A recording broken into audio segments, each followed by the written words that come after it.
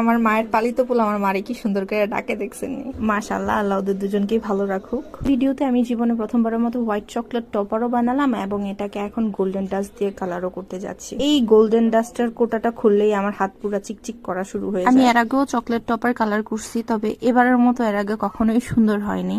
যদিও এর আগে আমি প্রথমে তেল দিয়ে ট্রাই করছিলাম, আমার কাছে মনে হচ্ছিল কেন যেন চকলেট গুলো তেল ছেড়ে দিচ্ছিল, তবে আলহামদুলিল্লাহ এবার খুব সুন্দরভাবেই কালার হয়েছে। তো আপনারা সবাই আমার এই কালার করা দেখতে দেখতে আমি আপনাদেরকে ফলোয়ার নিয়ে কিছু কথা বলি। আমরা যারা ফেসবুকে গ্রো করতে চাচ্ছি, আমরা সবাই জানি ফলোয়ার কত ইম্পর্টেন্ট, কিন্তু সব ফলোয়ার কি ইম্পর্টেন্ট? মোটেও না। যারা জেনুইনলি আপনার কাজ পছন্দ করে তারা গোল্ডেন, তাদেরকে কেউ রিপ্লেস করতে পারবে না। They will always be there. আর তাদেরকে ছাড়াও গোল্ডেন ফলোয়ার হচ্ছে তারা যারা আপনার সাথে এঙ্গেজ করে। এদেরকে আপনি কই পাবেন?